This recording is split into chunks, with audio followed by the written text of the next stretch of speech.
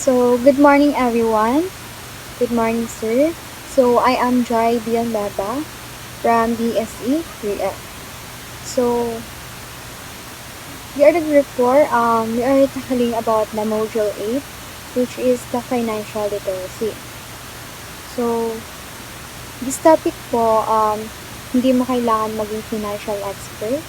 So, ang mahalaga ay matutunan mo ang mga basics at ma-apply ito sa totoong buhay. So, kaya sa lesson na ito, tutulungan ka namin mas maging financial responsible at ready to face world money market. So, next line. Next is, what is financial literacy? So, when we say financial literacy, is a core life skill in an increasingly complex world where people need to take charge of their own finances, like sa budget. So, sa budget po dapat marunong tayo mag-budget ng pera natin para alam mo kung saan napupunta ang pera natin.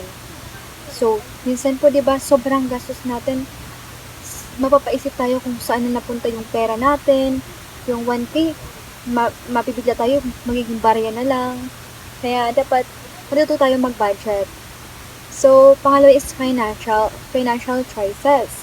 So, pagdidesisyon sa pera. So, tulad ng bago tayo bumili, dapat kailangan pag-isipan muna natin kung bibili ba ako nito ngayon o mag-iipon na lang muna. So, yun po. So, managing risk. So, pag-manage ng risk. So, gaya ng paghahanda para sa emergency, ganyan po, mga biglaang gastos. So, that's the managing risk. And saving. So, sa saving naman po, ang pag-iipon. So, napaka-importante din po ng pag-iipon. Dito po ay para din sa future natin o sa goals mo. So, yun po. Sa credit. So, pag-handle ng credit o utang mo. Dapat po kung uutang tayo yung kaya nating bayaran, hindi yung utang tayo dito, utang doon. Kaya pagdating ng oras, pag sinisingil ka na, wala ka nang bibigay. Kasi, hindi ka marunong mag-handle na magutang. So, last is financial transactions. So, tulad ng mga paggamit mo ng mga ATM, bank apps, online payments, at marami pang iba.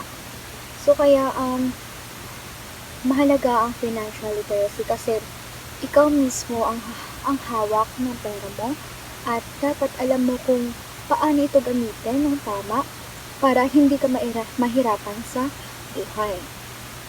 So, that's the financial literacy. So, next is the importance of starting financial literacy while still young.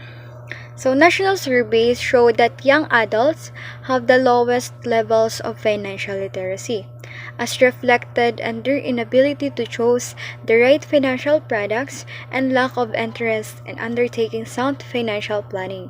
So, therefore, financial education should begin as early as possible and be taught in schools.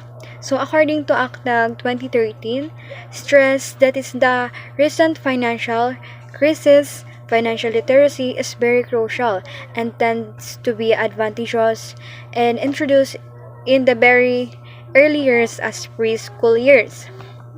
So, financial education is a long-term process and incorporating it into the curricula from early age allows children to acquire the knowledge and skills while building responsible financial behavior throughout each stage of their education.